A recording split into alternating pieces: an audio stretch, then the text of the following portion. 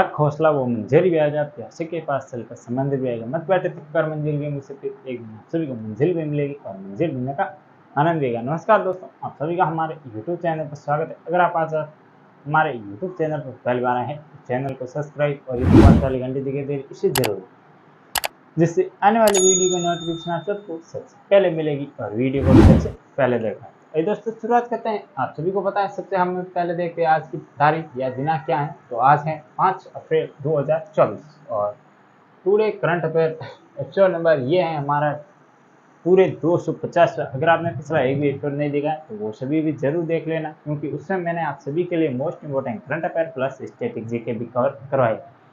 और इसके अलावा आप हमारे अब शॉर्ट वीडियो भी देख सकते हैं और इसके अलावा जो भी अन्य वीडियो स्टैटिक जीके से रिलेटेड अपलोड हो रहे हैं तो वो कोशिश कर रहा हूँ तो वो भी जरूर देखा करें, क्योंकि उसमें मैं आपको काफ़ी कुछ जानकारी देता हूँ।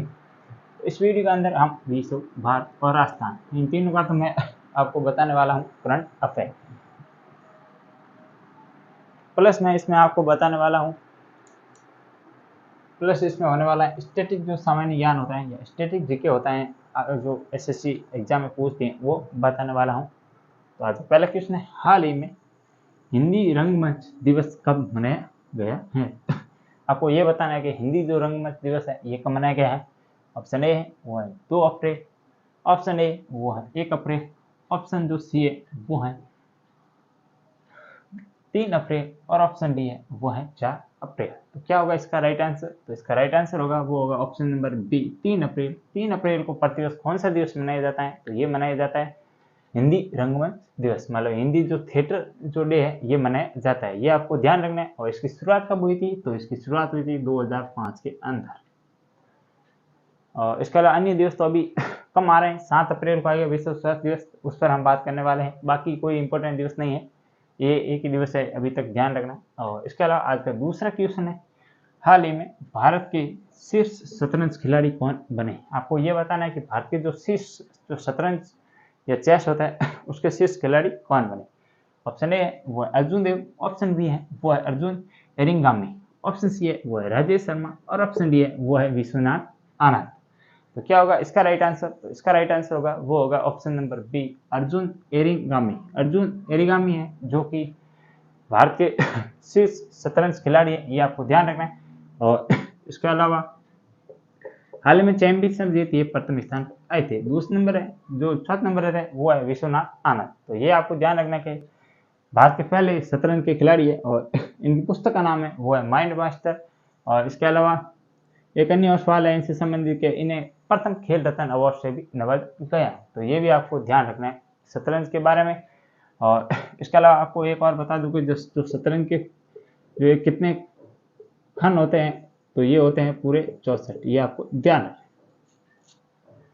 और आइए आगे बढ़ते हैं, देखते हैं आज का तीसरा क्वेश्चन, हाल ही में किस राज्य महिला एवं पुरुष टीम ने 56वीं राष्ट्रीय खो खो चैंपियनशिप 2023-24 का खिताब जीता है? आपको ये बताना है कि वो किस राज्य की महिला या पुरुष दोनों टीम वो टीमें जिन्होंने हाल ही में जो 56वां राष्ट्रीय खो खो खेल हुआ है उसमें स्वर्ण पदक जीता है।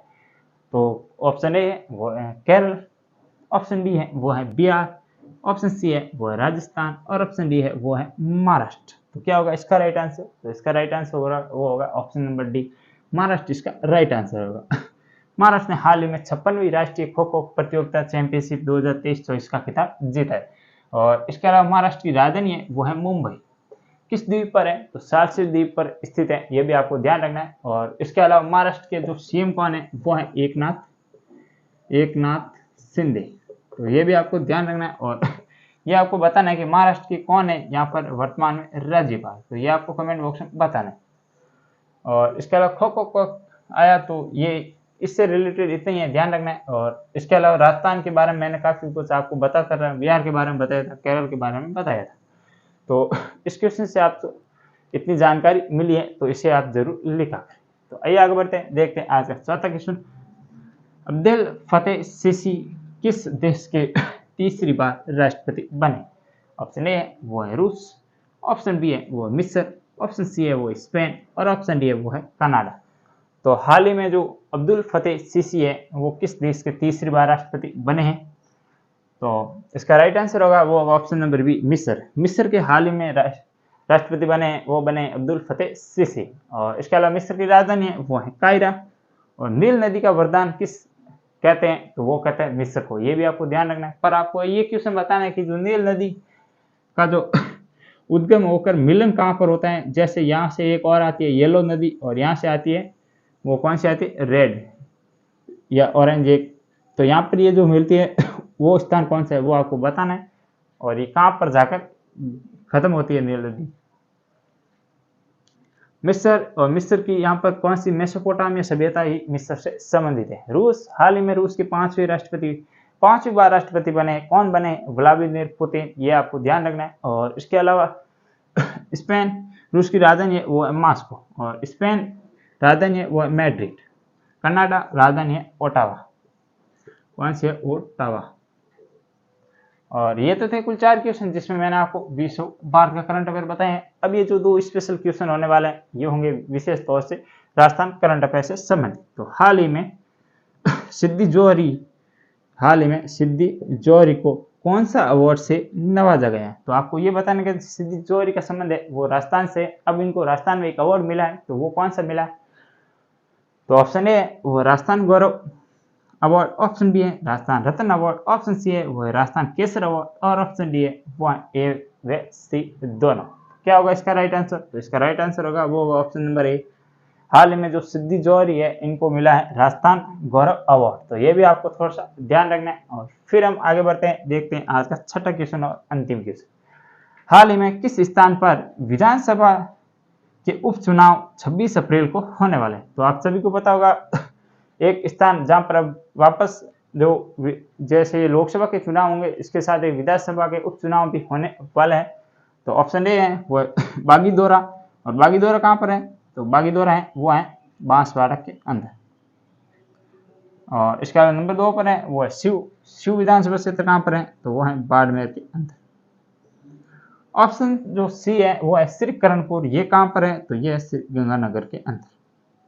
ऑप्शन जो डी है वो है ओसिया, और ओसिया है जोधपुर ग्रामीण के अंदर। ये भी आपको ध्यान रखें।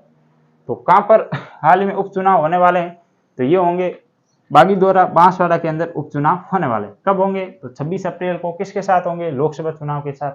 तो ये थी संपूर्ण डिटेल से जानकारी।